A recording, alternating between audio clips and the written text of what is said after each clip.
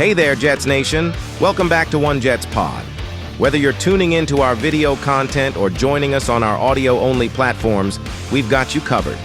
If you're enjoying what you hear or see, don't forget to hit that like button, subscribe to our channel, and don't just gently tap, but smash that bell icon to stay notified whenever we drop new content. Also, we love comments and 5-star ratings. Thanks again, Jets fans. Now together, let's fuel the green and white passion. Let's go, Jets.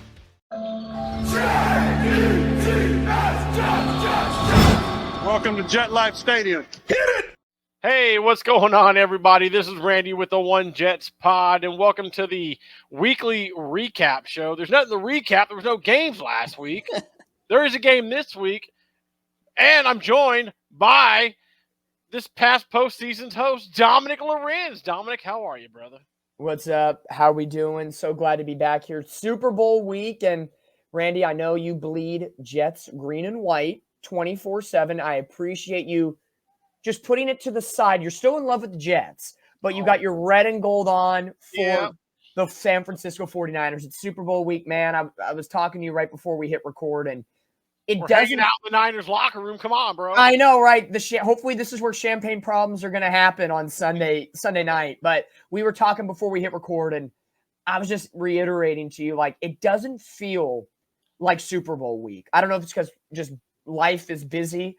It's like, it just feels like another game. Let's go out there, play, and we'll talk about it as we go on through the show when we preview the actual Chiefs-Niners game.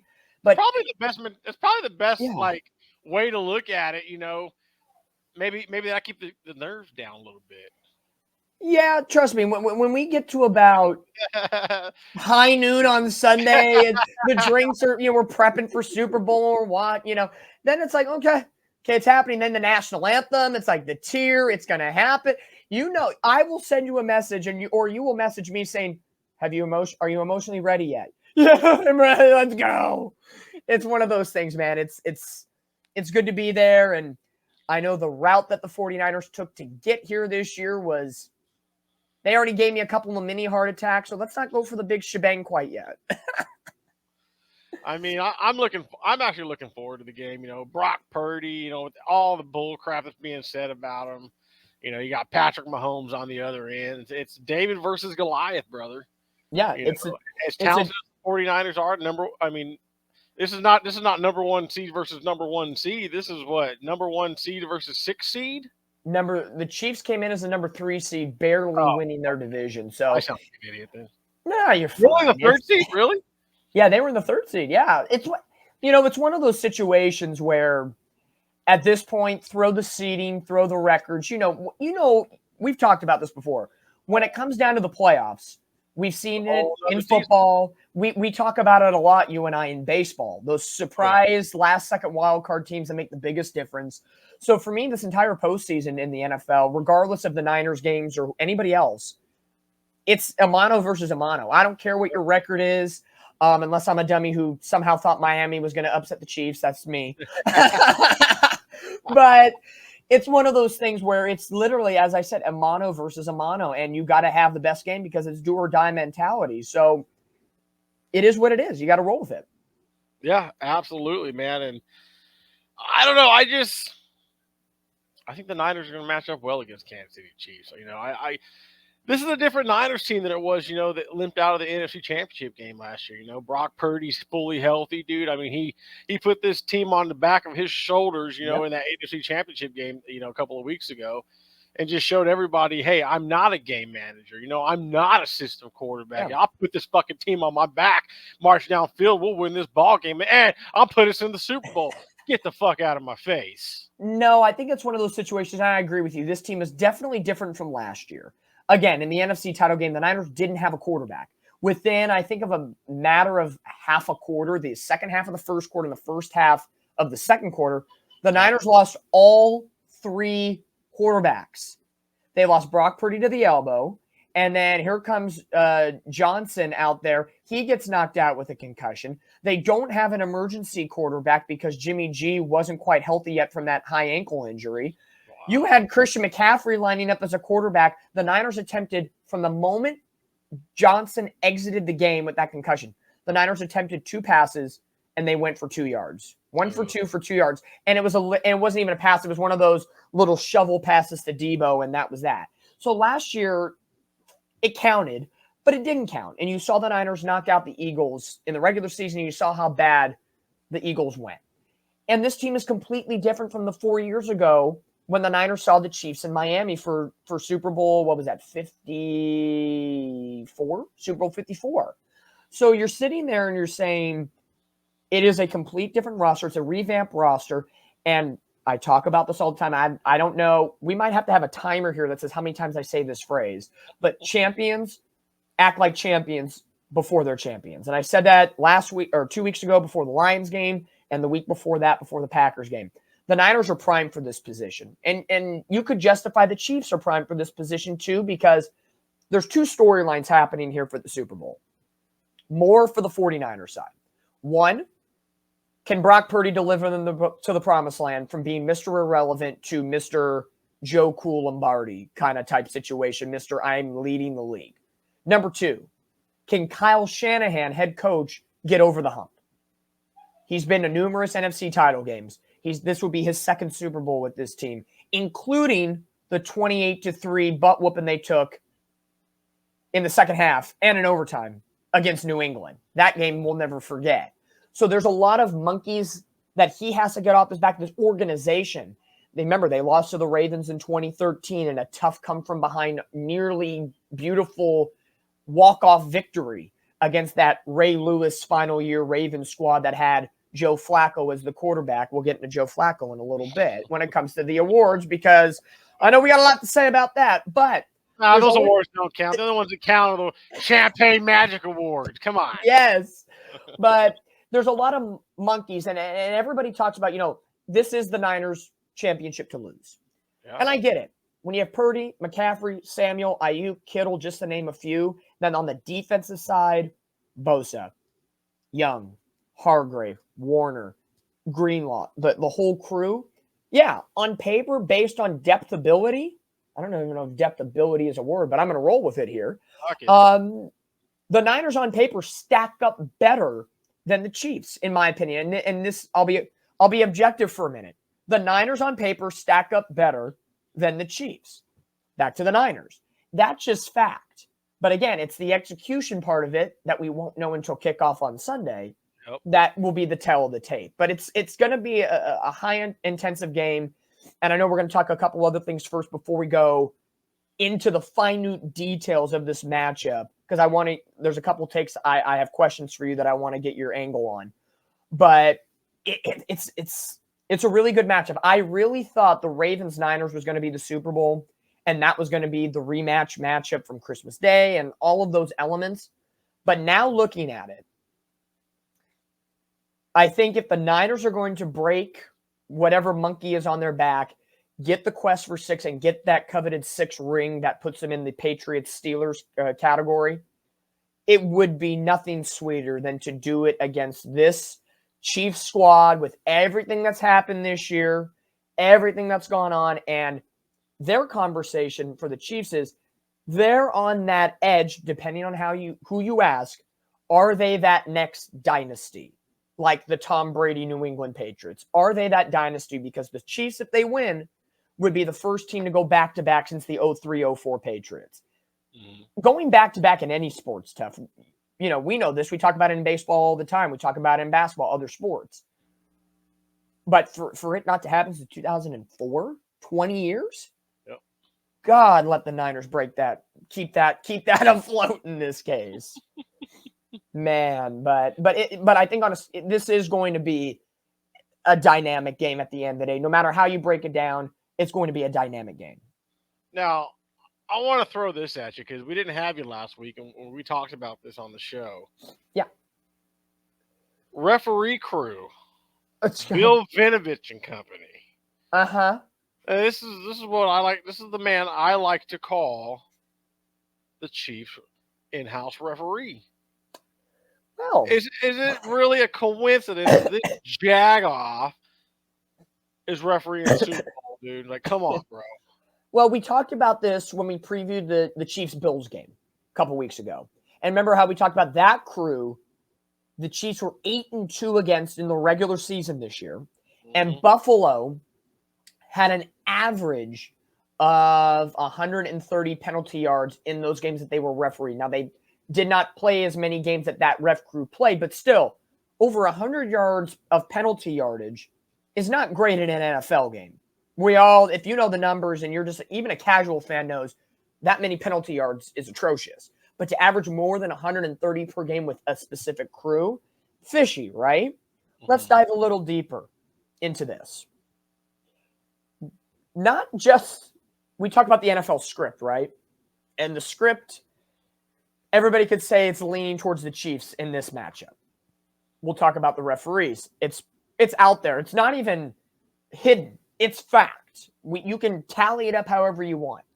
Now add on the layer of the entire practice field situation that came down on Monday. For those that are watching or listening that do not know, before the teams flew to Vegas, the Chiefs and the Niners, they had already known the Chiefs were going to practice at the Las Vegas Raiders practice facility, which is state-of-the-art, brand new, a couple years old. The 49ers are going to practice on the UNLV campus, which is near the Strip in Vegas. Okay, one is indoor, one is outdoor. The college UNLV is outdoor. When the Niners get there and arrive on Sunday, they go to the practice facility. And if you're living under a rock, California has had some wet weather, El Nino, and it's traveled into Vegas. The Niners practice facility is a muddy mess, while the Chiefs are indoors sitting pretty. Why did the Chiefs get indoors? It's how it worked out. I think because they're listed as the home team, the NFL gave them that. Again, this is the intangibles that we're talking about. First, it's the referees. Now it's the facilities. Okay. So the Niners are complaining the grass is spongy. It hasn't been procured. Should the team with the best fucking record get the best facilities? No, because in the NFL, every year for the Super Bowl, the conferences change. So last year when it was Chiefs-Eagles, the Eagles were the home team because every odd year, so 2023, 25, 27, the NFC representative is the home team. In the even number years, the AFC team is the home team. That never used to be the case, but that changed. I don't know if it was right after COVID, but it's changed. So that's why the Chiefs are in the reds and the Niners are in the whites. I digress. But the practice facility is absolutely atrocious. UNLV football hasn't played since late November. Their practice facilities have not been maintained to the proper level that the NFL has because the NFL plays longer. And that's no disrespect to UNLV. It's just fact. Factor in weather, factor in other elements. And here's some genius. We're both common sense people. Their outdoor facility has AstroTurf. Okay.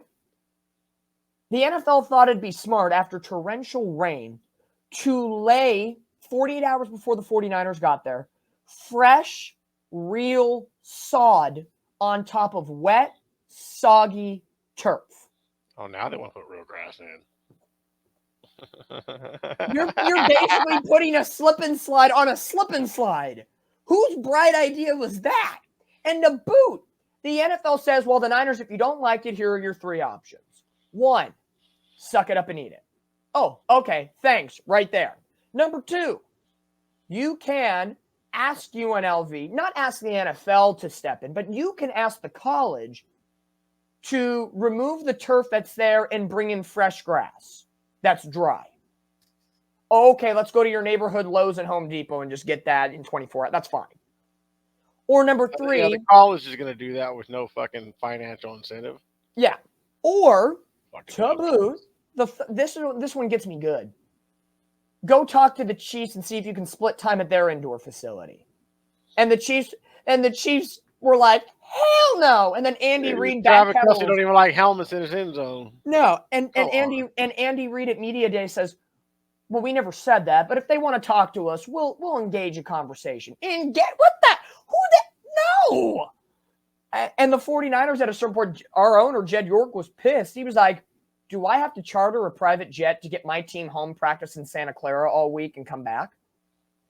And if I'm the Niners, I would have said, hell yeah. But unfortunately, with Super Bowl and all the media hype, you have to be at media days, so it's too difficult. But those are your options. So throw that in the mix of refereeing. Multi-billion tax-free fucking organization at the NFL, and you can't build them some kind of fucking outdoor little. I mean, come on, dude. You're telling me even at the latest to even the playing field, and the Niners at this point they're practicing. They don't care. They're doing soft workouts until they get inside. Go off, man. Yeah. Then third thing, this happens every year to one team. 6 a.m. this morning, fire alarm goes off in the 49er lock in the hotel. And half the team said, we put our AirPods in, we fell back asleep. We weren't doing it. Fire alarm. They said, though, what helped about that was people were practicing pissed off today. Good. So it was a full hard practice, you know. So there's three things. But again, the fire alarm thing you hear every year. Yeah. But it's the facilities. We talk about this all the time. Again, I'm going to say this again with other sports. If you didn't bring them up, I was going to bring them up. So these commissioners and these leagues preach about the health and safety of players, but you are perfectly okay for putting fresh turf that's not rooted on wet, soggy AstroTurf. Yeah. You are asking for that's worse than the field that Aaron Rodgers on that he popped his Achilles. I'm sorry. You tell me, am I right or am I wrong? What is it? Just imagine when it gets way too wet and it starts like ripping apart and shit. You're asking to pop somebody's ankle or Achilles before the Super Bowl. Yeah. The depth. How can the NFL be so fucking careless and stupid? Well, because it's not happening to Patrick Mahomes and the Chiefs. I'm talking about multi-billion-dollar industry, tax-free organization, and they are fucking looking like a bunch of dumb shits right now, dude. I can't wait to upload Eric's video. What he says about he went on a whole fucking like 50-minute rant about why he's fucking so pissed off at the league, why he's fed up with the league and shit. Like, I don't blame him, and I know, and you know, we love Eric and we love Brandon. And again, I wish they were here tonight, but again, life happens, stuff happens, and you get Randy and I tonight. But I know they'd have strong feelings, and Eric and I have talked in our chat. He's not watching the Super Bowl because he knows that script and that angle that they're going to perpetuate. There is going to be more conversation on Sunday, and I always have to drop this in because it's my little tick. When coverage starts at 7 a.m., because Super Bowl's an all-day thing. From the minute they start coverage, one of the top, I would say, 3 stories is going to be, is Taylor Swift going to get there on time? Oh, man. This is the Super Bowl. I would rather learn and have an hour documentary in Super Bowl coverage about the water boy for Kansas City or their kicker, Harrison Butker, and the origin of his name, Butker, over than talking about that. Like, it's the little things, and I get where Eric's coming from, where it's the little things where it's like, it chips away at you, and you're saying, come on, are we really going to play this angle? But according to the NFL, she's brought in over $384 million, so let's just keep it rolling. Yeah. Money talks. Money is as green as the New York Jets jerseys, baby. Yeah. These are, and again, I don't want to come off as I'm complaining. God, I can't stand her, dude. I don't want to come off as, like I said, I don't want to be complaining because my team is in the Super Bowl and you got to play it on the field. But the optics, I'm an optics type of person. It's like, that's not a good look. What are you doing? I'm like, the Niners are going to practice through the practice field and figure out their way because they're going to rise above it. Mm-hmm. But how in good faith can the NFL look at that field and think common sense, real turf, real grass, throw it that's not rooted with mud underneath on a wet AstroTurf field? You're playing with fire. Yep. That's it. It's incredible. It's like the NFL could have rented out the Vegas Convention Center, put AstroTurf in it, and made it an indoor facility. Mm-hmm. There's plenty of different options. I'm not a $1 billion worthy owner or anything, but you're telling me there wasn't other ways to figure it out? There is sketchiness. Kind of embarrassing. I mean, but, if it's not if it's inept, it's embarrassing. But if it's not, I get it. You can't, like, the only defense I can say is, okay, can the NFL predict the weather? No, I get it, but why does one team get an indoor facility while the other gets an outdoor? Why? Not just for this Super Bowl, but last year it was the same way. The Eagles were in an indoor facility, the Chiefs were outdoors, but they were in Arizona. There is one in, but why aren't they both inside? Are they both outside? We're talking about competitive balance as well. There's so many depths of layers that can go into this. And I know we've had this conversation before, even in the regular season, about after Aaron Rodgers' injury and other Achilles injuries with the whole turf situation. The commission, the head of the NFL, these higher ups, they got to listen to the people on the field.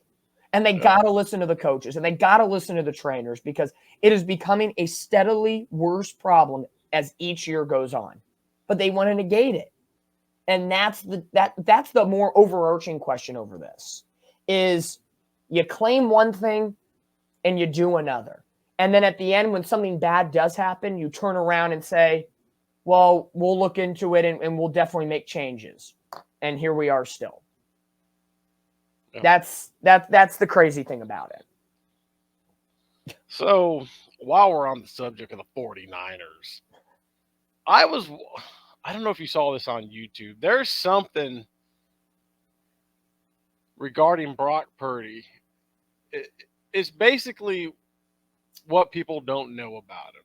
Yeah. And it basically kind of runs down his time. Doesn't run him down, but it kind of just breaks down his time, coming out of high school, going into Iowa State.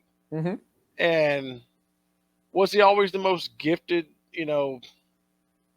arm? Probably not. Mm-hmm. Pretty accurate, though. Yeah. But the thing is with Brock Purdy is he's fucking smart. IQ. Yeah, dude. I forget the name of the test, but there's only a handful of guys, especially over the last, like right now, you can. Oh God, I forget who they put on this list. There was one major name outside of Patrick. Oh, I mean, I think it was an old Hall of Famer. Okay. I can't remember, but the other two that stood out that scored 90 plus on this thing was Patrick Mahomes and Josh Allen. Mm-hmm. And Brock Purdy was the other guy that scored in the 90 percentile, or scored a 90 on it, I should say. His IQ, as you bring up, that I think above anything else, that's his calling card, in my opinion. Now that we've looked at him all of this season leading up to this point, and the moment he stepped in for Jimmy Garoppolo last season against the Miami Dolphins, that's the biggest thing I've really enjoyed watching Brock Purdy. Yes, does he have elusive plays? Absolutely. His legs at times saved us against the Detroit Lions in that second half. Mm-hmm. His decision-making, his opportunistic situational eye creates opportunities. So there's a lot of high IQ. In the, I guess you could say, the previous era that we lived in of football, the Phillip Rivers, the Tom Brady's, the Peyton Mannings, that era, Ben Roethlisberger of football, that's pretty much gone now at this point, except with Joe Flacco since he's resurged. To me, if I had to pick one quarterback with the IQ test only of that era, it was probably Peyton Manning. And I know Tom Brady, again, he's still, and I know Jets fans will hate me for this, he is a GOAT. He is a champion. He did a lot of great things for New England, and he's a technician.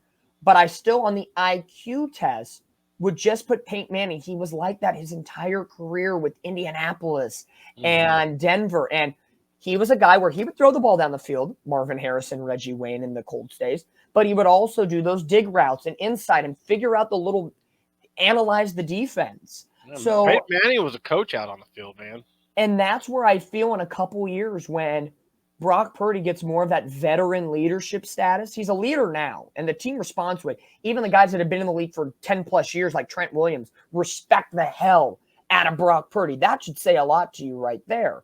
But when he becomes a 5, 6, 7-year vet, and if this trajectory continues, people got to realize he could be, I don't want to boast him up to Peyton Manning Hall of Fame size, but the IQ leadership technician category, he's right up there already in year 2, year 1.5, year 2. Mm-hmm. So I really I think it's a great attribute. A Niner quarterback has not had that high Q or high IQ ability. Ooh. You know, we thought we had it in Jimmy G, but it was inconsistent. He had IQ, but it was bipolar. Like he had Let's just really say good. you haven't had it since Jeff Garcia. Maybe Probably. Alex Smith with a good coach. When Alex Alex Smith with Jim Harbaugh, yes. Yeah. But I would say true. I would say true quarterback smarts. Maybe not the highest IQ, but true quarterback smarts. I don't think the Niners have had it since Jeff Garcia. Yeah, and then of course, you know, Steve Young, Joe Montana. Yeah. That's a given right there. So, you know, but I do want to say this though about what I saw about Brock. Now, I just said he is an accurate quarterback. I mean, the boy can thread it if he needs to. When he was coming out of high school, one of his offers was Alabama, or they were interested.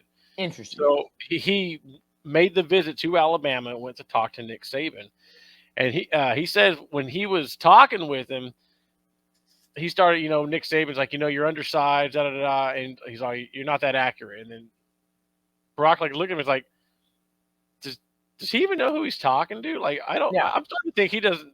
He might have the wrong guy. So, like, you know, right then and there, he knew Alabama wasn't, you know, that it just the place to be. It wasn't a fit. Yeah. And I'm thinking, man, did Nick know who he had in the fucking building? Because to say that kid is not accurate is a fucking. And you could say, yeah, you and to compare that situation, you can look at every other team that passed on Tom Brady. You know, there's all these checkpoints. You don't know what you have until 5-10 years down the line.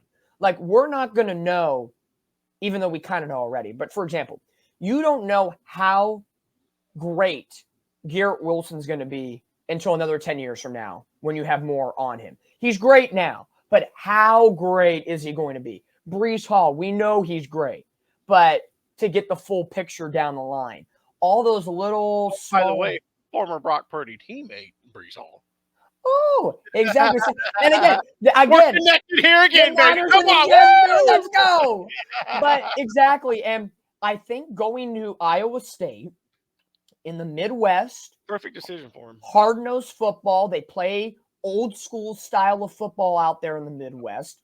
I think that, and 1, 2, 3, 4-year starter. So much experience. You know, there is no minor leagues for football. No. So to get that experience in college, that was one of the biggest differences why he stayed and Trey Lance is on a vacation somewhere as the QB3 in Dallas. Yep. And he got an opportunity off an injury and didn't look back, man. Yep. So all of those. So when everybody talks about Purdy as a game manager and all this stuff, and I know we've talked about that ad nauseum. Yeah. It's crazy to me. It's like you think people would want to talk about a player like this. Yeah. But they don't because it doesn't fit their narrative. And it's did this guy break Iowa passing touchdown records? He had some high school, high collegiate records for Iowa State. I'm telling you, man, it's like nobody watched the fucking tape on this guy, and they're just no. But again, if you're not a sexy quarterback, no, he's a good-looking guy. I might hit it. Yeah. Hey, a lot of people might say that Sunday night. Let's go. But look at the upcoming draft right now. Look at the upcoming NFL draft. You know Caleb Williams is the sexy pick. You know that. Yep. Then you have the kid from UNC, Drake May, who I don't know if he's not as sexy as Caleb Williams based on what everybody's talking about, but maybe he is a Brock Purdy. But he's not going to be Mr. Irrelevant, Brock Purdy. I think these Mr. Irrelevants, honestly, I don't want to throw the name out again. Jets fans are going to hate me. The last time we saw a Mr. Irrelevant type buildup was probably Tom Brady. Even though he was only pick 199, from pick 150, which is the second half of the draft and below, how often have we seen a player at the quarterback position make this much of a difference, regardless if it was in a year, 2 years, let's say the first 5 years in the entry-level contract? I know Tom Brady didn't play as much, and then the Bledsoe injury, and then he ascended. But how often do we see this? This is rare air that we're infiltrating right now. So You could throw maybe CJ Stroud in there, but even then, it's even though he was up there at that point, the last so, rookie quarterback that looked like CJ Stroud. yeah. So all in all, I think you just have for the 49ers this week, do you be who you've been all season long, and don't do this, and just go and execute. Like, come on, the media's trying to bait him. Oh yeah, It's the fourth quarter. You're making a push. You have the foot on the gas pedal. Are you ready, Brock Purdy? And you're thinking, oh, it's going to be a good question. Are you ready to disappoint Taylor Swift? That's a question we're going to roll with. Would you like my hand up your ass? man. Like what? I'd rather bring back say? the chick that didn't know Detroit played indoors. Yeah, like, and I love Brock. He didn't even fester with it. He was just like, simple. This was his response. He just kind of looked and he was like, yes. Next question, just yes. It was like, yes, dot, next, move on. It was like, I'm so glad he wasn't like, oh, just, yeah, it'll be a good game. He was just like, yes. And I'm like, good for you.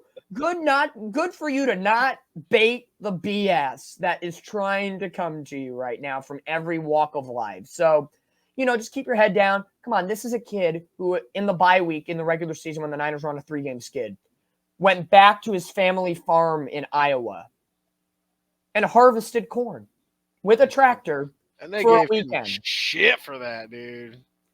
And he walks in and everybody's like, oh, he walks in every game wearing Kohl's apparel. Who gives a dang what he wears? Would you rather him wear like Russell Westbrook in the NBA wearing a dress? Like, what are we doing here? So it's more media than the player, but I could digress all day about it. But Brock Purdy is a pro's pro. He is a professional that will go in there. To me, he is a coach's dream of how you want to mold your future. And it ranks, again, when you have guys like Trent Williams, who's been in the league for a decade plus, saying, I respected him the moment he came in the building when he was drafted, when he was QB4. QB4. Yep. That says a hell of a lot, in my opinion. So I hope Brock Purdy balls out and just do business. That's all I can ask for as a Niner fan. Do your business. I'll tell you right now, this is what I want to see.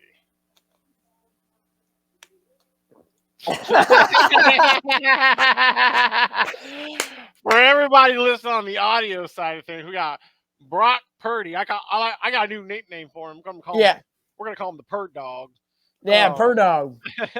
He's holding the Super Bowl trophy with a big old middle finger, and he got a big old Super Bowl ring for the 49ers on that middle finger. Man. He's just like, ah. And the great thing about it is that is so not his personality. No. And that's the great thing about it.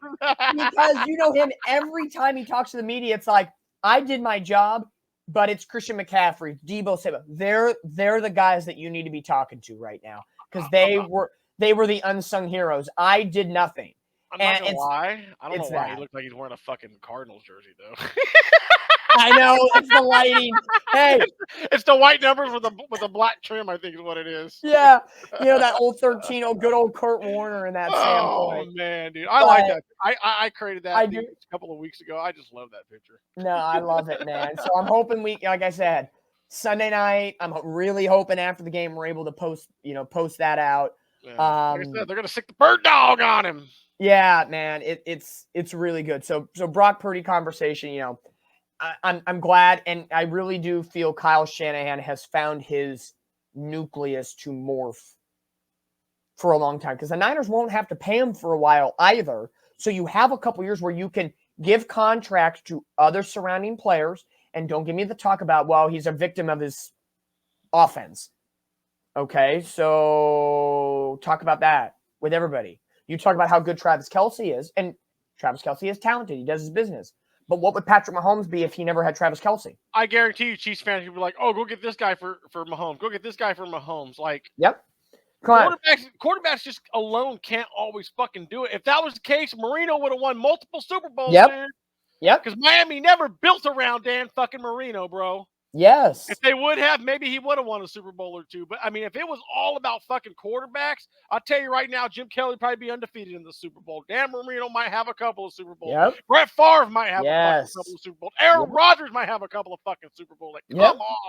Yeah, and it's a perfect segue because I want to just quickly, I just want to quickly pause on the Super Bowl talk and talk about the NFL awards that came out as we record this tonight, Sure. because it furthers the conversation about quarterback. So I'm glad you brought that up. Before we get to that, Tell me we got at least one plug tonight. the plug. Oh, we're gonna have to wait for the plug. Ladies and gentlemen, this off-season, get ready to witness history in the making as we gear up for the upcoming first annual One Jets Pod Champagne Magic Awards. Come join Randy, Brandon, Dom, and Eric as they take the stage to honor the remarkable individuals or unremarkable individuals who have propelled the New York Jets to new heights or have given us fans great heartburn. From the electrifying plays on the field to all of the nonsense off of it, these awards will celebrate the true essence of your Jets fandom. So get ready, because this offseason, we're raising our glasses to the gift that keeps on giving. The New York Jets. See you this offseason. Go Jets!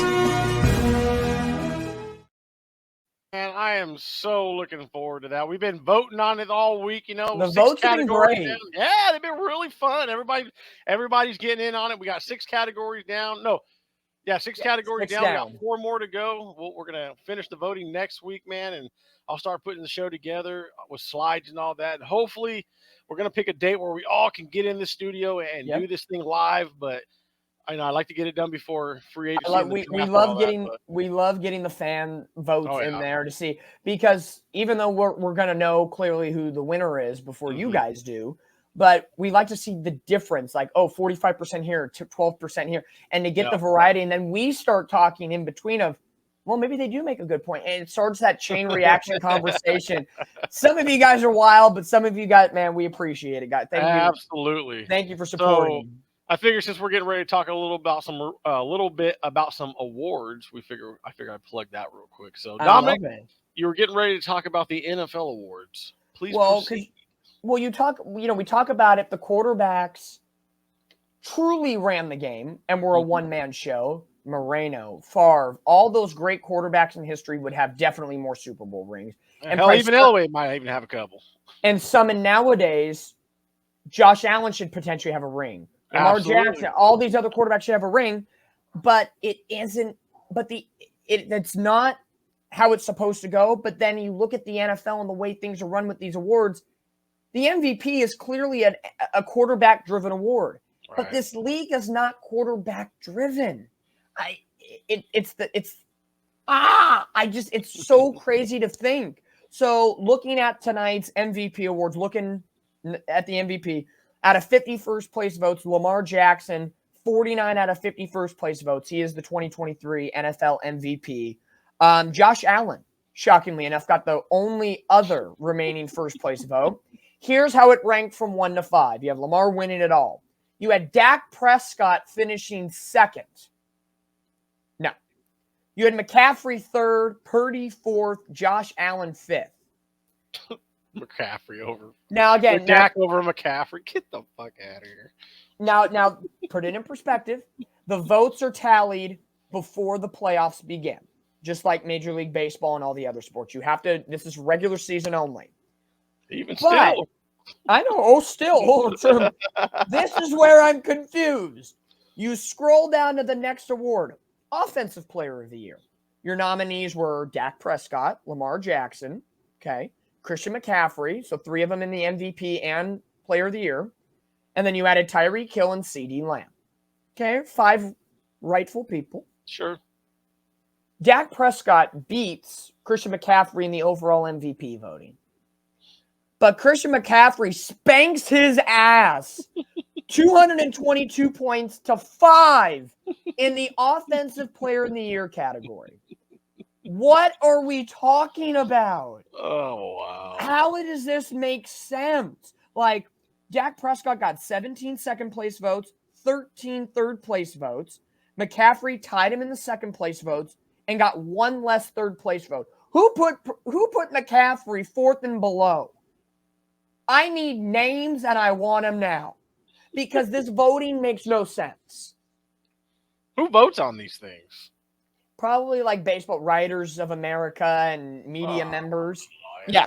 It's again, that there's a key word tonight, media. The narrative of the media. Yeah. So I can get over Lamar Jackson winning MVP. Yeah. We knew it was probably going to happen. I think you can concede to that. Yeah. I don't like Prescott over McCaffrey. It should have been, personally, again, objective. If you're going to give it to Lamar, give it to Lamar. CMC, Brock Purdy, Josh Allen, Dak Prescott. I'm sorry. It makes no sense to me. But we talk about this, and I'll give you the floor for a second. The voting format. And if it's really up to the writers and the media, and you and everybody else last week on the whole Athletic article about Aaron Rodgers and all that slander. I think slander is a nice word for it. It could be much worse. We're going to ask them to vote on this. And I know players could care less about awards. It's like the Oscars or the Grammys or whatever. Who cares? Just put out product. But we're going to ask those people who are slanderous? Like, what do you come on. Yeah. I don't understand. I really don't get a lot of these votes, like how with the mindset and just the whole behind the scenes of what goes on through these people's heads when they're casting these votes. Yep. I mean, Brock Purdy, if I'm not mistaken, of all the quarterbacks, didn't he have the best numbers? Pretty much. I mean, if that's what we've been consistently doing over the years, to give it to the fucking quarterback with the best numbers, Brock Purdy's your fucking MVP. It's one of those situations where, but they have to look at how effective he was. And this, it's like, all of a sudden they want to look at how effective. But the dude went 12-4.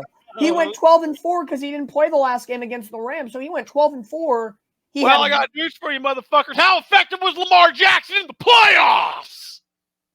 How about winning the fucking? How about not choking in the fucking playoffs before they start crowning you an MVP? I think at this point, if you took these 5 guys of the MVP vote and you re-voted them at the end of the postseason, Christian McCaffrey's winning. Because I know Brock Purdy had some inconsistencies against the Packers and the Lions, and people would hold it against him. Yeah, but you can't hold that against a quarterback because even MVP. Let's fucking hold Yep. on. Let's go through some games and look where fucking Lamar fucking struggled. Lamar, barely gets over 200 passing, but they are so glitz and glamored by his running ability. And again, I'm not taking any talent away from him. All these players are in the league for a reason. Okay, let's preface that first. No, that's fair. It's fair, but when do you show up for me? What did you do to me, or what did you do for me today? And at the end of the playoffs, Josh Allen did more against Pittsburgh and Kansas City than Lamar did in 2 games. Because I'm sorry, even though they throttled Houston, and Houston was a great story, and Lamar had multiple rushing touchdowns, that's what they were supposed to do to Houston. And then they lay an egg against Kansas City. If you redid this voting, McCaffrey should be 1, Purdy 2, Allen 3, Lamar 4, Prescott 5. And maybe Purdy and Allen can flip because at least Allen, he's got more yards and maybe more stats or whatever. But I can solidify that. But the voting system, the way they change the narrative every year is... You look at the narrative this year, and if you let's say these same 5 guys were in consideration next year, the narrative will be different. I guarantee. And I know you're looking up something right now, so let me just get through this and we'll continue. So I'll roll through the rest of the awards. So MVP Lamar Jackson, Offensive Player of the Year Christian McCaffrey, Defensive Player of the Year goes to the Browns defensive end Myles Garrett. Offensive Rookie of the Year, tip my cap to the rookie of the Houston Texans, C.J. Stroud, a runaway winner in the Rookie of the Year. Defensive Rookie of the Year went to his teammate, Will Anderson Jr. And the one I know Randy is going to be mad about, it's the Browns quarterback, Joe Flacco, for comeback player. You want to know the voting on this one? He got first. Damar Hamlin gets 2. Baker Mayfield 3. Stafford 4. And Tua Tagovailoa 5. Oh, geez. I can't believe 2 is even in that fucking game. And Browns coach Kevin Stefanski gets Coach of the Year over DeMeco Ryans. I mean, I'm okay with that. The Browns. I know, but we talked about like they don't fucking do anything this year. The Texans were. Oh, the Texans were 4-win team for 3 straight years. They go to the second round of the playoffs. Yeah. Wow. Now, real quick, I want to go back to this fucking MVP vote. Tell me. Lay it on me, brother. Do you have the number in front of you, mate? I don't know if you do. Lamar Jackson's season numbers, season stats. Do I have it in front of me? No, but I can. But I can. I just want to see touchdowns, interceptions, and the yardage. Touchdowns, interceptions, yardage. I can get that for you in 3, 2, 1. Here we go. So, Lamar Jackson, 27 years old from Louisville. He ranked 15th in the NFL in passing yards at 3,678. Say that again? He was 15th in the NFL. Okay. 3,678 yards. Okay. Oh, he was tied for 11th in passing touchdowns with 24. He was tied 85th, which is good. Lower is good in this stat, in interceptions with only 7. Okay. That's your MVP, right? And this is the new stat that everybody looks to measures quarterbacks, QBR. He was 4th in QBR at 64.7. Okay. So, and that's 2023 MVP. That is 2023 MVP. Yep. Okay. Well, I got a homeboy that threw for 3,695 yards, 26 touchdowns, and 12 interceptions. Got traded to the Jets because they called that a down fucking year, and then he was sorry all of a sudden because that was his numbers. But your MVP had less numbers than that. Your MVP got an MVP on a year that would be considered a down year for my Hall of Fame quarterback. Yep. Fuck you. And to put the cherry on top, even if you add Lamar Jackson's running numbers, he only had 821 yards on the ground, so he wasn't even a 1,000-yard rusher, which he has done twice in his career. He had only 5 regular season rushing touchdowns. 5. That's it. And he had 5 fumbles. He had as many fumbles as touchdowns as a runner. What was Lamar's QBR again? You said in the 30s? 64.7 is QBR, 4th in the league. Okay, that's where he hold on. Yeah, that's where he got Aaron beat right there. Aaron had a 41.3 QBR that year. But fucking whooped his ass in every other category, but we're gonna call on Lamar an MVP with lesser stats, but criticize Aaron Rodgers and say he's washed up when he puts up better stats than your current fucking MVP. You can all lick my fucking green and white fucking taint, you bitches. Fuck off. Like, even if you put it in perspective to Brock Purdy was 5th in yards at 4,280, 3rd in touchdowns at 31. He had 11 interceptions. And he had the best QBR in football at 72.7. So the Niners are the number 1 seed with Garoppolo quarterback, then I'm taking it. Yeah. Then if you look at his rushing numbers, he only rushed for 144 yards. He had 2 touchdowns and 2 fumbles. So if Lamar Jackson had 5 touchdowns to 5 fumbles, what makes him better than Purdy? Well, I got news for you. There's a Hall of Fame quarterback used to make a living throwing interceptions named Brett fucking Favre. You know, if you got the gunslinger mentality, you know, if you're a slinging type of quarterback, you're going to fucking throw interceptions. That's what fucking happens. But I tell you what, when you're throwing 30-plus fucking touchdowns, as long as you're not throwing 20-plus interceptions, fuck, who cares? No, I agree. So the metrics... I'm sick of this bullshit narrative for fucking Lamar Jackson. Fuck him. The metrics and the narrative changes from year to year. What's so special about Lamar Jackson? What is so special about fucking Lamar Jackson that If he was so special, giving him MVPs for having lesser numbers than Aaron Rodgers on a down year? If he was so special, why hasn't he been to a Super Bowl yet? I mean, come on, dude. The Ravens made the playoffs with Tyler Huntley last year. Come on. The Ravens were the team. Remember, they got bounced by Tennessee a couple years ago. Yeah, same results with fucking Lamar in there. Wow. Yeah, and how many interceptions and how many, like, this false narrative that kills me. Like, Josh, I rank Josh Allen better than Lamar Jackson. Oh, fucking 100%.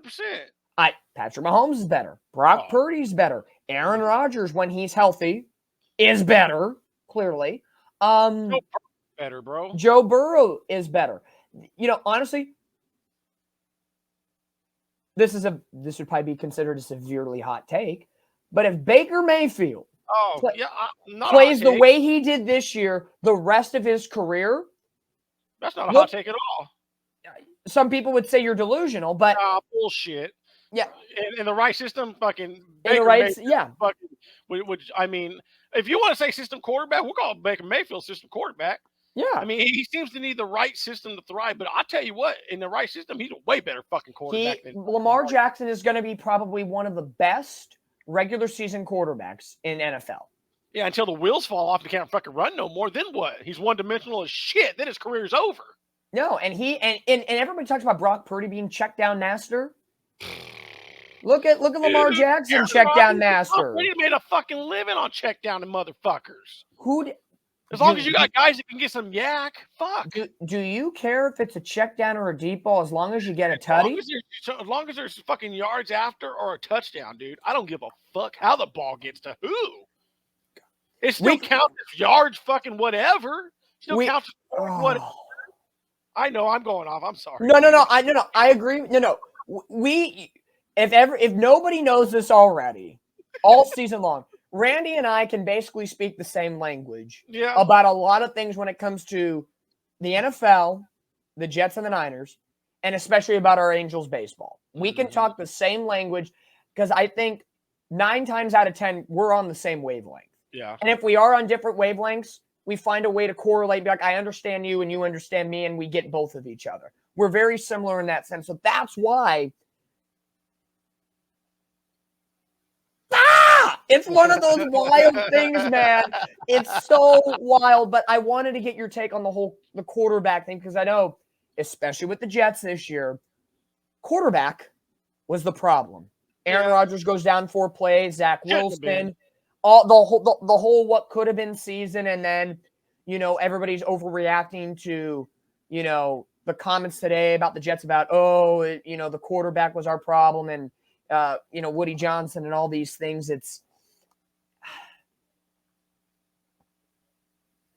thinking of the Jets in this moment before we finish off on the Super Bowl and get our picks and good stuff. Since I was gone last week for the Jets slander conversation, I'm going to give my 2 cents about it now. And it's not going to be more against the slanderers. It's going to be more to the Jets fans. And I know this is going to come very hard to take because you guys have been through the trenches for God knows how long. Have faith. Because even though it was a shorter amount of time, my Niners were in that same position of the quarterback being the problem. Mm-hmm. And Jimmy Garoppolo gave us a sign of hope. Colin Kaepernick gave us a sign of hope. Jimmy G gave us a sliver of hope. But right now, Brock Purdy is giving us way more than that. It takes time. There's a progression. The Jets, you know what you have with Aaron Rodgers. There is absolutely, unequivocally, no question to what Aaron Rodgers brings on the field, off the field, to the practice facility, and through every single level of an organization. Mm-hmm. And I hated the guy when he was at the Packers because the Niners would see him at least twice a year. So I could say that now. But Aaron Rodgers, I personally put in a category, personally, that I would put a Tom Brady, in the sense of you hate them for a long time. But then once you start looking at them from a different lens and you see their practice tactics, the behind-the-scenes stuff, you dig them. And I know Jets fans, I've used Tom Brady's probably name way too much in this episode. But when I saw as Brady was getting to the end of the Patriots era and some of his documentaries, I'm a big work ethic person. Mm-hmm. Seeing his work ethic is unmatched. It reminded me of Kobe Bryant. Aaron Rodgers has that work ethic. Oh, yeah. And a lot of people write him off because of his political views and how he doesn't really care about the media, and he says how he feels, and he doesn't care if he's sarcastic or gives a dig. I am who I am. People in the media and people around the world like certain people to be that way. But if it doesn't fit their narrative, they shoot it down. Yep. And Aaron Rodgers is a victim of that. And yeah, is there sometimes he puts his foot in his mouth? Who the hell doesn't put their foot in their mouth? Yeah. Hello? Detroit's played inside a dome for 50 years. Whoopsie. Have faith, Jets fans, because you got a dominant one in Breece Hall. You got a dominant one in Garrett Wilson. I know there's going to be work to be done for the offensive line, hopefully through the draft and free agency. Oh, yeah. That defense is still polished. I know there's some questionable free agents that we'll see how what time will tell. But Aaron Rodgers has made lesser receivers and lesser teammates be better. Oh, yeah. No doubt about it. And people forget that last year, I mean, he was playing with rookies at fucking wide receiver. I mean, no name. By the way, broken hand or broken thumb the whole fucking year, dude. And still goes out and has a better season than your current fucking MVP, ladies and gentlemen. What a fucking joke. And at the end of the day, when you look at, and I'm going to bring this up just because I'm a glutton. I'm a huge glutton for forward thinking and looking at the schedule for next year and seeing the brackets. And I'm just that guy that I want to know what the matchups look like. Mm-hmm. Next year's Jets schedule, they have Arizona, Jacksonville, Miami, New England, San Francisco, Tennessee, Buffalo, Minnesota, and Pittsburgh on the road. Good matchups. I'm going to look forward to that Niners-Jets game. Yeah, that's going to be a fun matchup. Then they have Denver at home, as well as Seattle, the Rams, the Colts, the Texans, New England, Miami, Buffalo, of course, division. And that's your schedule. To me, quality schedule for Aaron Rodgers to get back on track. You're going to see the Jets, in my opinion, forward thinking, 2-0 against New England. I think with Aaron Rodgers, different story. I think I could see you splitting Miami, splitting Buffalo, right there, winning 4 of your 6 divisional matchups, set you in such a better direction. No, we'll sweep Miami. We'll split with Buffalo.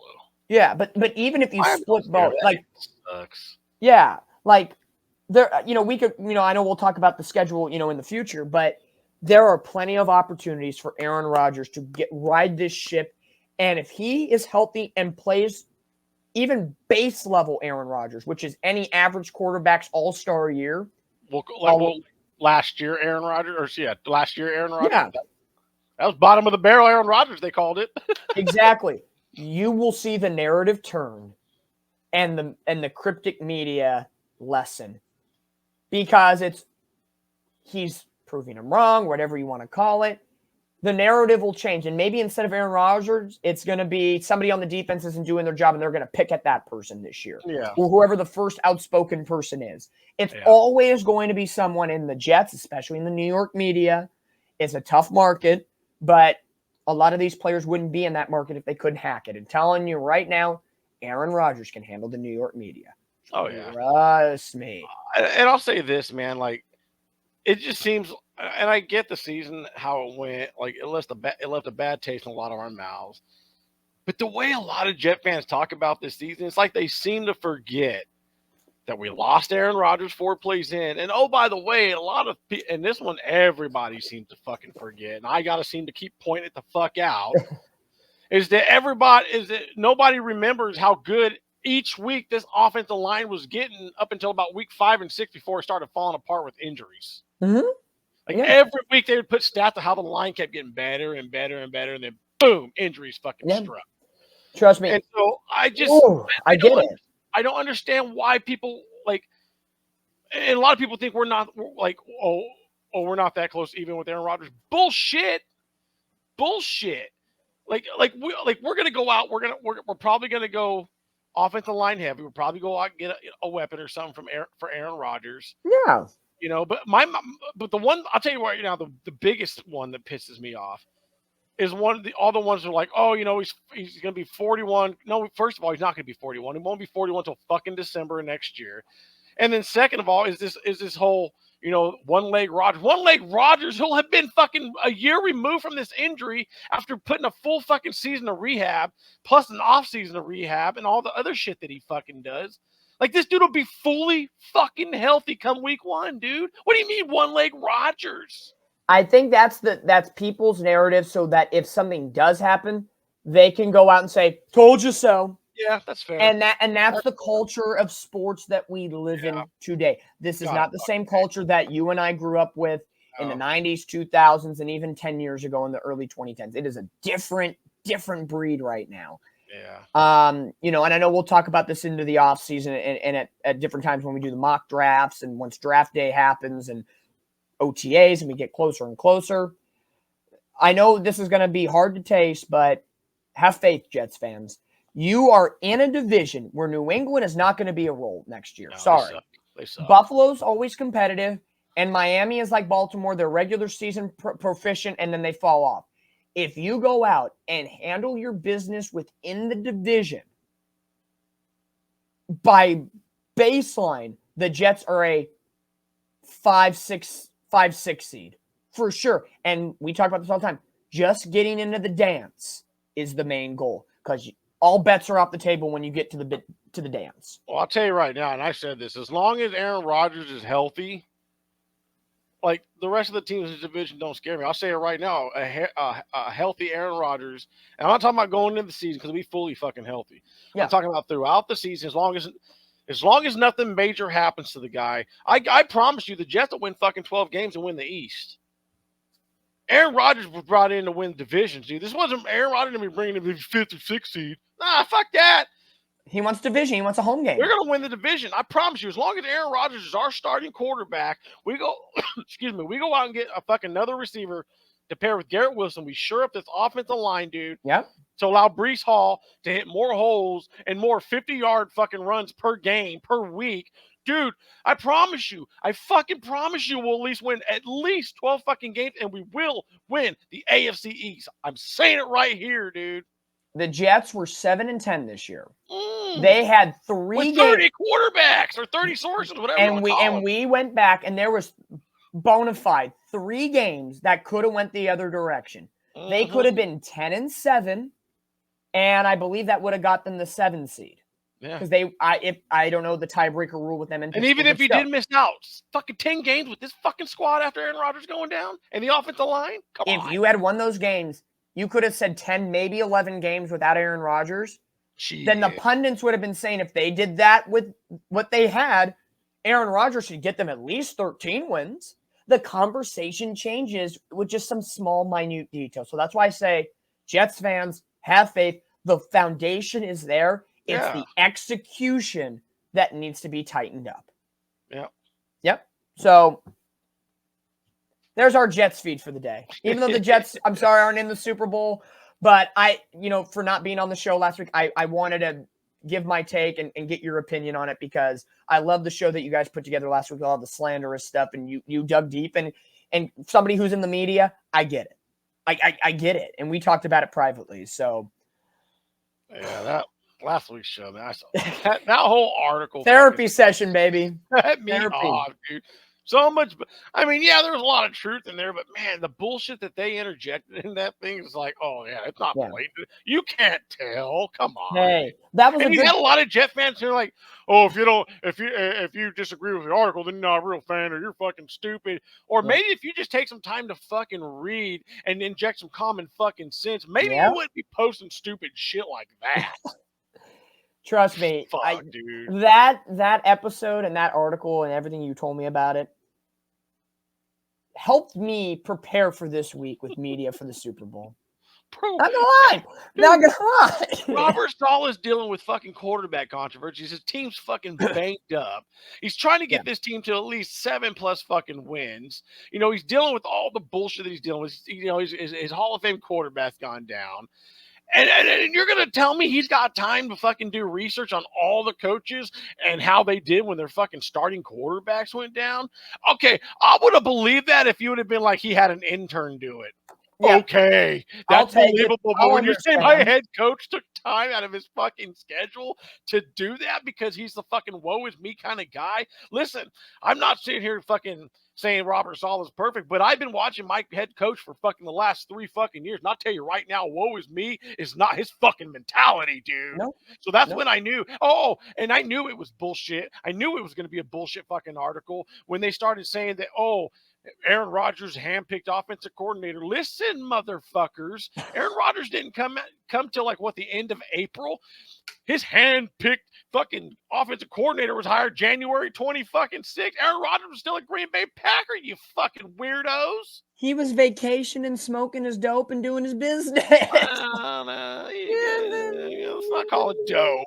yeah. Whatever the pundits want to call it. But yeah, dude. look at your timelines, folks. That's right there. The minute they said handpicked offensive coordinator, I said, "Oh, this is going to be a bull." Like, I don't even need to read this any fucking further. This is going to be such a bunch of bullshit. Handpicked offensive coordinator. But dude, they literally contradict themselves a few paragraphs later in the article by saying Woody had to hire Hackett in order to woo the 4-time MVP. Like, does nobody fucking notice that shit? I mean, Green Bean noticed it.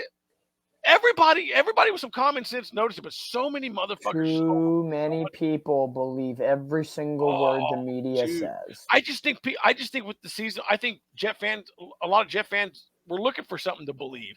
Yeah. In this article, like I said, there was a lot of truth because there was a lot of shit that we already fucking knew. Shit we've been saying for months at that point. Yep. Oh, congratulations. You regurgitated shit we've been saying and then interjecting your own little fucking personal spin on the shit. Like, come on, dude. It's exhausting. It's exhausting. It's exhausting to think of it that way. But trust me, there's going to be more details as we get through the offseason. You know, the Jets are going to be a top story in the mouths. You just know. And just for everybody, before we move on real quick, just so everybody knows, who cares about the article? And Robert Saleh and Joe Douglas aren't losing their fucking job over a hit piece. Like, let's be fucking real. No. Like, anybody that thought that's out of their fucking mind. Oh, let's keep an eye on whether Robert Saleh is losing his job. If Saleh was going to lose his job, he would have lost it before the season ended. Real quick. I'm glad I know we said we could just move on, but I want to get your take on this real quick. Yeah. Woody Johnson came out, and said basically, well, he literally said he's all, the last 5 years, quarterback play hasn't been all that great. Things just haven't been looking up. We lose our Hall of Fame quarterback this year. He did everything shy of actually giving a playoff mandate. He straight up said I'm not a playoff mandate guy, but we got to do better than 7 wins. Yeah. Okay, but that's well and good. Okay, so we get 8 wins next year. Well, we improved. Woody, we got better than 7 wins. Yeah. You need to put a playoff mandate on this fucking regime at this point because you got a stacked fucking squad. You got a Hall of Fame quarterback. If they're fully healthy, should be making a Super Bowl run. So if you're not saying, hey, playoffs are like, I mean, you literally said it. It has to be better. The NFL and these organizations are not little league teams. No. You need to preach winning, a winning culture, a playoff culture. And I don't care if you're predicted in your roster is not Super Bowl caliber, like Carolina this year. Were they winning the Super Bowl? No. Right. But when they enter OTAs, the centralized theme from the head coach and the ownership should be, we're going out and winning a Super Bowl this year. That creates a winning culture. At least win the division first, You have to have foundational.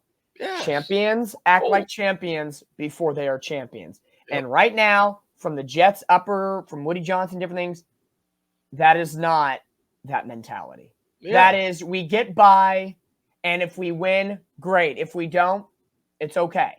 We just want to play to have fun of the game. That's a wrong mentality. I mean, if you're going to sit there and say things have to be different, like we have to win more than 7 games, Okay, well that means you Put a you have number to- on it. Give me. Say you got a double digit. Okay, that's 3 more. That's a difference. Who I would knows? just come out and say, hey, straight up, it's playoffs or bust in 24.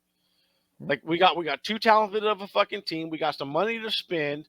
Yep. We most and everybody and their mama Knows knows it. we would have been a playoff team this year if Aaron. I didn't care about some of the O-line injuries. Aaron Rodgers could have masked some of that shit. Yeah, We he could had probably, he had we O-line might have issues. snuck into the playoffs, but still, we'd have been a playoff team, dude. I know we would have been He had O-line issues in Green Bay all the time. all the time, dude. All the time. He had a good O-line. He had a good O-line, but there were moments where lot of injuries. Bakhtiari was out and other people were out. Yeah. Bulaga was one of those guys that couldn't stay. Open your eyes. Come on, Yeah. folks. Don't be blind. Like it's just amazing, man. But anyways, enough of that. You know, Yeah. let's We have to give the Jets fans the Jets talk. I'm Yeah, sorry. I had to do it since I missed out last week. But Super Bowl. to finish this up. The Super Bowl, man. Yes. I mean, This straight is a- up, like let's get into these picks. Well, I think we both know where we're going based on how we dress. Well, I'm rooting for the refs. No, you're how many times are you going to put in Vegas the betting odds of Taylor Swift on air? You know, I'm shocked she wouldn't be sitting on Tony Romo's lap at this point as a commentator. She might. You know, how many times will Jim Nantz and Tony The Romo? NFL can make money off it. They probably might. Tony Romo will throw a couple, song titles up in to describe a couple of things throughout the game. Are they the one calling the game? Yeah, CBS, Tony Romo, Jim Nantz. Man, It's gonna be a wild ride. because he'd be waxing poetically all over the slob Oh, over Mahomes, dude. but Ugh. I mean, I'm like I said at the beginning of the show, looking forward to this game. I think at multiple levels, if you match up positionally this season, not in their careers, the Niners have the Kansas City Chiefs beat on numerous levels, in my opinion. Quarterback play this year, Brock Purdy's clearly been better. Christian McCaffrey by leaps and bounds. Deebo Samuel is at X factor. I will give props. Rashid Rice, wide receiver for the Chiefs, he has come out of nowhere and he has been a nice piece to the puzzle for the Chiefs. Travis Kelce knows how to catch a ball, but after those two, it's sporadic. But the 49ers still have to watch out for that. The Justin Watson or whatever his name is. Again, these no-name wide receivers, the second and third string tight ends, Noah Gray, Blake Bell, those type of people. You have to look for those trick plays. But for the 49ers, the key to this game is, I think, offensively, no mistakes. And I think that goes for everything. No mistakes. You don't want to give Mahomes any chances. Absolutely. I think you need to run the ball down the Chiefs' throats. Mm-hmm. You did not do that 4 years ago. But Raheem Mostert is not Christian McCaffrey. Run the ball down the throat. Yeah. Number two, I really think the 49ers up front defense has to play the best game that they have all season long. Mahomes is shifty. He wiggles out. He does his business. You got to attack him. Now, you can't attack him too much or else you'll get a 15-yard penalty for just looking at his face the wrong way. But you have to be better. And I know that on film there were some inconsistencies with lack of effort, and that was a storyline this week. There will be no lack of effort this week. It's the Super Bowl. Win or go home. This is what it's about. I think the Niners, I say this every week, and I sound like a broken record, but it works. Champions behave like champions before they're champions. Put the foot on the gas pedal, shove it down their throat. You cannot give them any breathing room. They are proven. They are two-time champions are going for number 3 in 4 years. This could be a dynasty in the making. You do not want to be the butt of that joke that stood in their way of being a dynasty and that they rolled over. You have to be the reason why the dynasty conversation halts. Get the monkeys off your back, and you need to play free. Do not play scared. And that includes the secondary. Do not think, just double cover Travis Kelce and nobody else is going to catch the ball. I don't trust the Chiefs. They could, Scantling could catch 2 balls all year and drop 80, and he'll catch 8 in the Super Bowl. It's that kind of things that happen. But for the 49ers, defensively, I really do believe even though it's not a hallmark trait of their offense, they need to stop Isaiah Pacheco. He is a feast of a beast when he runs. He doesn't just run. He shakes, he bakes. He is electric when he runs. He does not stop on first contact, so the Niners need you put hands on these boys. Yep. You better be taking them down. So I know it sounds simplistic, but it's technique. It's the basics. Do what you've been doing to get to this point. Don't be in awe of Patrick Mahomes and lose yourself in this. Go out and take it. And I think that's what the mentality's got to be for the 49ers in this game. It's going to be a close game. The 49ers are going to learn. They know what they experienced. There are, I believe it's 10 or 12 players on this 49er squad that were on the field in 2020 when they lost and watched the Chiefs get their first ring with Mahomes. Wow. George Kittle said, I will be back, and I will be back with vengeance. Show me. This is the time. This is the time to do it. Here's your chance. This is the chance. And I want to sit here clutching my tissues and be crying and say, my boys won. Hey, this is what I want to do, man. But I take nothing for granted in this sport. Every play matters. And I'm not going to say BS on them. Screw you. No. Chiefs are a talented team, and they are well coached. Oh, yeah. With Andy Reid, Steve Spagnuolo at defense. They are a well-oiled machine. I will give them credit. Yep. But they need to be stopped. We don't need to hear them. We do not need to have a Chief parade yet again and all the hoopla that you know is coming if that happens. This is the Niners' time. It's destiny. This quest for 6 has been going on for a long time since they lost in 2013 to the Ravens. It has been a long time coming. And it is time for McCaffrey to get his ring. It is time for Shanahan to get his ring. Brock Purdy, show that image again. Show me the image. Show me. This is what we want. This is what the people want. And if the 49ers get the dub, this is, sorry, Jets fans, this is America's team. Hard-nosed, old-style. We can't take offense to that. We've never been America's team. Hard-nosed, old-fashioned, hit-em, grit-em style of football with high IQ play. That's what the Niners thrive on. Go out and do it. Yep. Go be the best. And to be the best, you got to beat the best. Yeah. And the Chiefs have been the best 3 out of the last 4 years. So you know what you're up against. To be the man, you got to beat the man. So as I say always, champions behave like champions before they are champions. And the Niners have preached this so many times through the playoffs and NFC title games and Super Bowl appearances. Take all that hurt, all that experience, leave it out on the field. You can't control the refs. You can't control anything else. As hard as it could potentially be, my threat in the game, it's going to cycle around Deebo Samuel. You saw the difference in that Detroit Lions game when Deebo had the ball in his hands. He is always a threat. Deebo is my threat of the game. On the Chiefs side, it could be a lot of people because you just don't know what Patrick Mahomes is going to do. So yeah. I would say Mahomes is the threat for the Chiefs. For the Chiefs. Now you don't have to give us one, but you got to score. If you don't want to give us one in favor, if you're a jinx, I totally understand. But I figured I'd ask. What's yours? Let me ask yours first, because that whole thing. I got a whole spiel for you. Okay, so I will say I'm not going to give a score because that's just my thing. I've done it in the playoffs, but I will say I'll just leave it at that. It will be a tight matchup within a one score game. I'll say that. Okay. A 1-score game. Here's what I think is going to happen. I think it'll be close, but not at first. Okay. I think the Chiefs are going to start hot. I think the Niners are just going to come out sluggish. It might be due to the weather and what they have had to deal with the past couple of weeks or week or so, whatever. Okay.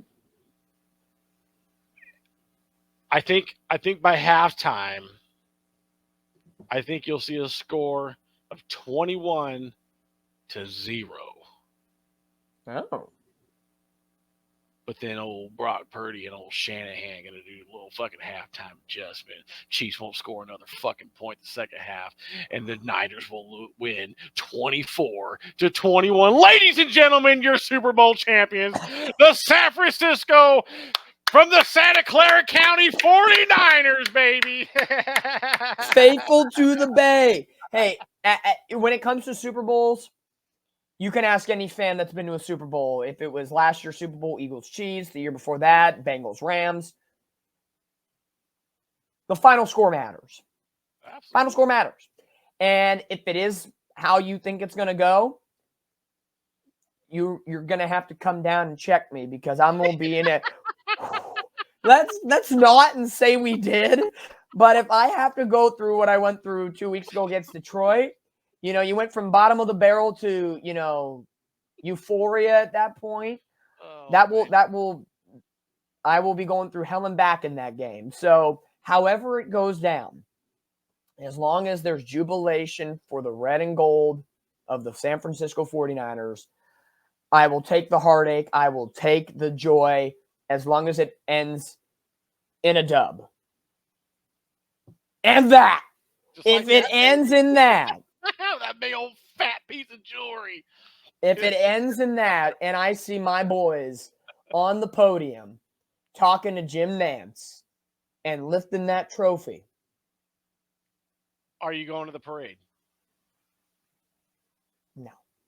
I would love. Okay, let me rephrase that. I would love to go to the parade, but I'm in SoCal and I have work and high school baseball starts soon. So I know it. You don't think they'll hold on a weekend? No, they'll do it during the week. If games on Sunday, they'll probably do it like Wednesday. They'd probably do it Wednesday. What a bunch of weirdos. I know every team does it, but really, they hold that shit during a weekday, huh? Most teams do. Yeah, you would think they hold on a weekend where like everybody's off and everybody. Oh, everybody takes the day off. People don't care, but I know the city of San Francisco and Santa Clara are gonna ball out this weekend and enjoy. I'm amped now. I wasn't amped coming into the show, but now I'm like, okay, the next 3 days we're recording this on a Thursday, so I got to get through Friday, Saturday, and got to get past lunchtime on Sunday because I'm not the type of person, regardless if I'm in the Super Bowl or not in the Super Bowl, I don't get up at 7 a.m. and watch coverage all day. It's just too much. I'm not, because it's the same repetitive coverage over and over. That's fair, yeah. I'll probably game starts at 3:30 and around 2:40. Watching ESPN on a normal week. Yeah, like 2:45 is when they start doing the hype videos and getting the teams. I will probably turn on the TV around 1:30, about an hour before we get into it. So like a normal hour pregame show, and just get into the mode of it. I'm not going to watch the same 6-7 stories they're going to perpetuate for 7 hours. Can't do it. Even if Brock Purdy hate. And even if it's all about like positive news about my 49ers, it's like I want to get to the game. So it's like, let me just get going, get the food going, get the drinks, get people over here, and let's just by 1:30, no later than 2 o'clock, CBS will go on and we'll be ready to go. We'll rep the Niner gear. And it's. I gotta ask, what's the Super Bowl gear consist of this year? I think we're gonna go what I've been going on game day. I'm just not gonna change anything. It's gonna be the 49er home George Kittle jersey. We got 49er pajama pants we're gonna put on. We got the good old SF hat, and we're going to roll with it, baby. If it gets, as we get deeper into the night, the Niner sweatshirt might have to come out a little bit. But it's simplicity. Simplicity. I'm not painting the face or wearing the, simplicity, baby. Like I said, the players, do your business, do what you've been doing. I will live by that motto. Champions behave like champions before they're champions. And what do champions do? Simplicity, head down, do the dirty work, go get dub. Absolutely.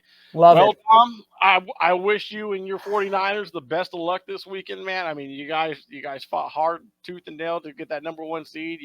You rolled through the fucking playoffs, man. Brock Purdy just showing why he is who he is, man. So, best of luck to you guys. We really Thank you. We're all pulling for the 49ers here at the One Jets pod. Let's do it. Even though some of us probably think the Chiefs are going to win, we're all pulling for the fucking 49ers. America's team. It's going to be on that day, I guarantee you. I promise you, dude. Trust me, I want to look forward to next week and the media tour and different things, but I can't think about that. It's one day at a time. And, tomorrow's mentality, healthy practice. Saturday mentality, healthy practice. Sunday, healthy walkthroughs.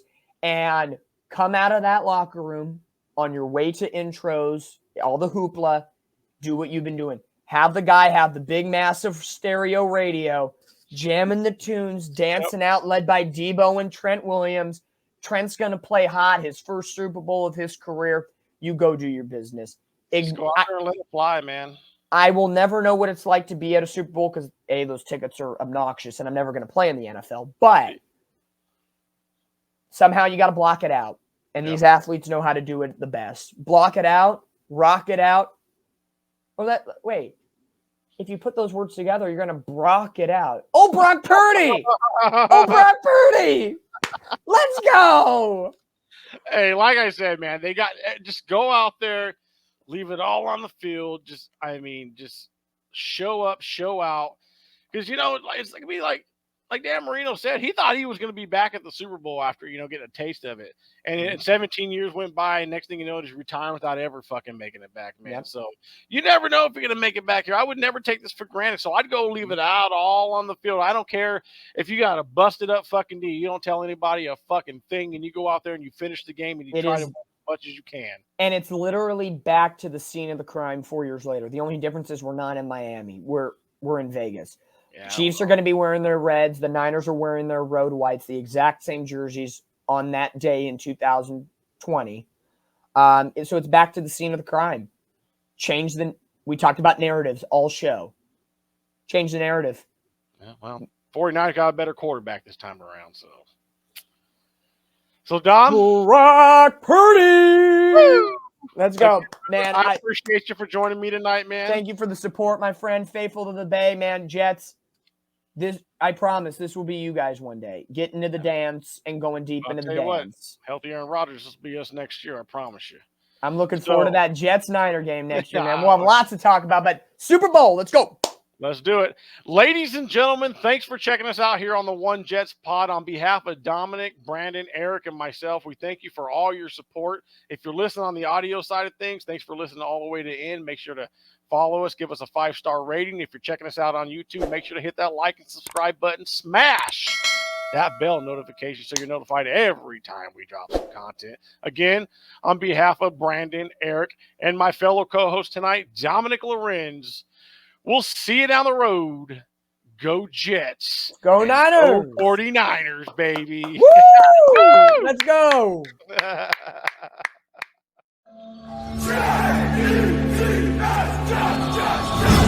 Welcome to Jet Life Stadium. Hit it!